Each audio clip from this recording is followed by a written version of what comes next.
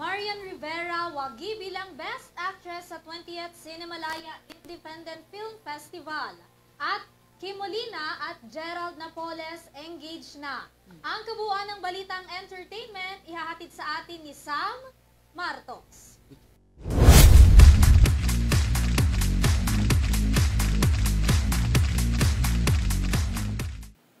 Dumako naman tayo sa mundo ng entertainment para sa ating balitang showbiz. Aktres na si Marian Rivera naging emotional sa kanyang speech matapos magkamit ng award bilang Best Actress sa kakatapos lang na 20th Cinemalaya Independent Film Festival 2024. Sa kakatapos lang na 20th Cinemalaya Independent Film Festival, wagi ang primetime queen na si Marian Rivera sa kanyang pagganap sa pelikulang Balota. Kinilala si Marian sa kanyang ginagampan ng karakter bilang isang guro na itinaya ang kanyang buhay upang maprotektahan ng natitirang balota.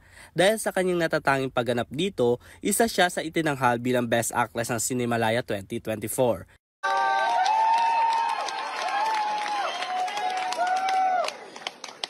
Ng bumubuo ng Cinemalaya, maraming pong salamat sa inyo.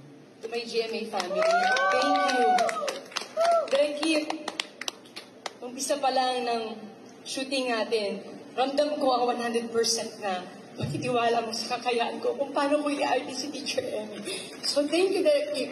Sa lahat ng staff and crew, sa loob ng 6 na shooting days, ramdam ko yung pag-aalala.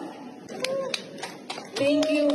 Sa lahat ng mga cast na kasama ko dito, napakahubusay ninyo.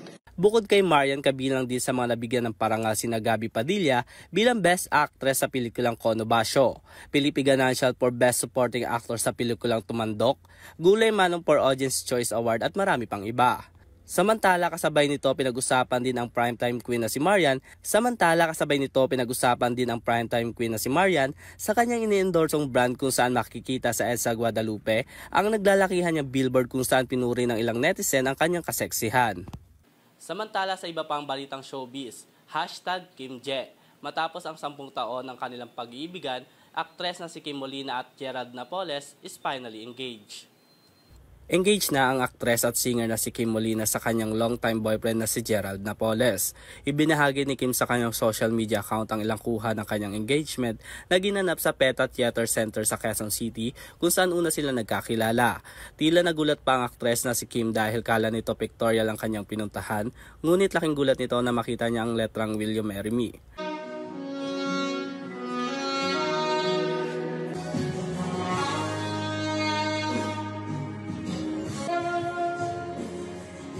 Ayon sa boyfriend nitong si Gerald, ilang beses niyang sinubukan na mag-propose sa aktres, ngunit hindi matuloy-tuloy dahil sa mga hindi inaasahang pangyayari. Nagpasalamat din ito kay Kim dahil sa pagmamahal na ibinigay nito sa kanya na umabot na ngayon ng 10 taon ang kanilang relasyon.